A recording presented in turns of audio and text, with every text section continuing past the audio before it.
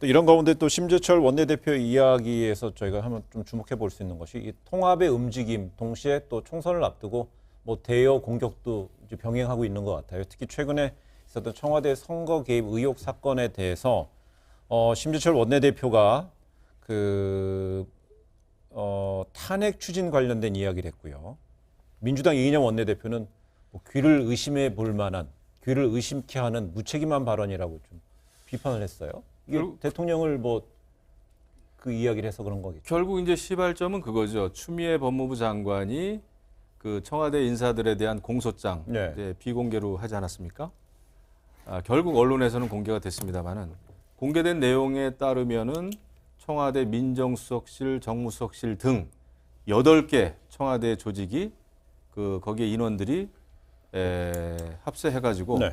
울산 지방선거에 개입했다는 거 아닙니까? 이것이 사실이라면 더군다나 21차례에 걸쳐서 이 수사 그 과정이 청와대 인사에게 보고가 됐다. 네. 이것이 사실이라면 또 임종석 대통령 비서실장에게도 3차례에 걸쳐서 보고가 됐다. 이것이 사실이라면 대통령이 네. 과연 몰랐겠느냐라는 거에 대해서부터 이제 이게 시작이 됐습니다. 예. 그게 사실이라면은 탄핵감이다. 그리고 이제 민변의 그 권경애 변호사죠. 네. 이거 정말 그 이승만 시절에나 있을 법한 일이고, 이것은 그 정말 3.15 부정선거 예. 연상이 되고, 그런 얘기 아닙니까? 예. 그래서 이것은 그 박근혜 전 대통령 시절에 벌어졌던 여러 가지 탄핵 사유에 예. 비춰봤을 때는 그거보다도 엄청나게, 왜냐면 그때는 뭐 최순실을 알겠습니다. 중심으로 하는 사인이 벌인 국정농단이라고 예. 치면 이거는 청와대 8개 조직이 가세했다, 가담했다 그러면은 탄핵이라는 거죠. 이것은 야당에서는 충분히 나올 수 있는 지금 예. 사항이다. 저는 문제의 봅니다. 시발점을 어디서 봐야 되냐면 뭐 야당 입장에서는 정권 심판론을 펴고자 하는 것이고 심판의 사유로 이렇게 어떤 정치적 선전하기 좋은 거 뭐 없다고 생각을 하겠죠. 활용할 거라고 생각했습니다. 자, 그런데 중요한 것은 야당에 이런 먹잇감을 던져준 저는 검찰을 이야기하지 않을 수가 없어요. 왜 그러냐면 문제의 시발점은 검찰에 있습니다. 그 일전에도 말씀을 드렸다시피 검찰이 그러면 그 수사 결과 내용을 놓고 본다면 그러니까 뭐 중간 몸통이라고 치죠. 중간 몸통을 임종석 당시 비서실장으로 설정하고 있는 거잖아요. 근데 그 임종석 비서실장에 대한 소환 조사 한 번도 하지 않고 나머지 13명을 기소를 해버렸어요. 그런데 선거 전에 이것이 그러니까 바보가 아닌 이상 이게 이렇게 됐을 경우에 야당이 이걸 어떻게 선거에서 활용할지를 몰랐다라면 검찰이 제가 볼 때는 그건 정말 넌센스고 코미디라고 생각하는데 그걸 익히 알고 있었을 검찰이 그럼에도 불구하고 마무리가 되지 않은 상태에서 먼저 선거 전에 기소를 하고 본다?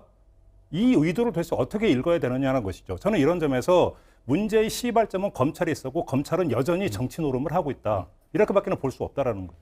그 검찰의 의도를 저희가 굳이 읽어야 될까요? 검찰은 대통령이 임명한 윤석열 총장에 의해서 이제 지금 검찰의 그 수사가 진행되고 있는데 검찰은 총선이 됐든 대선이 됐든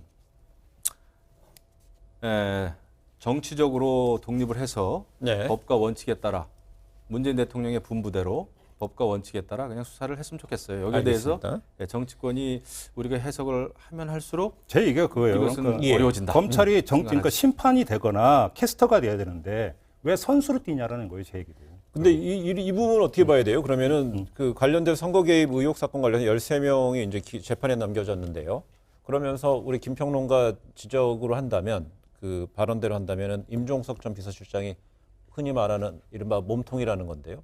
그 막판에 이제 소환 조사를 하고요. 출석을 했고 조사를 했잖아요. 그러면서 최종적인 뭐 이 이후에 그 기소 여부는 총선 이후에 하겠다라고 그랬잖아요. 그러니까 저는 그게 넌센스라는 예. 거예요. 일단 몸통이라는 것은 검찰이 그렇게 본다라는 얘기고요. 첫째는 검찰이 그렇게 본다면 다시 말해서 그러면 그 비서실장 밑에 있는 비서관이나 수사과의 관계가 전부 다 규명이 됐다면 13명을 기소한 게 규명이 됐다면 같이 기소를 했어야죠.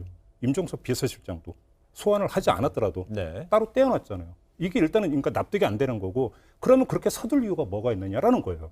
아무런 그러니까 제가 볼 때는 수사 기법이나 여러 가지로 볼 때 공소시효가 걸려 있는 것도 아니고 네. 그러니까 여기서 결국은 어떤 검찰의 의도를 의심하지 않을 수가 없는 거죠. 알겠습니다.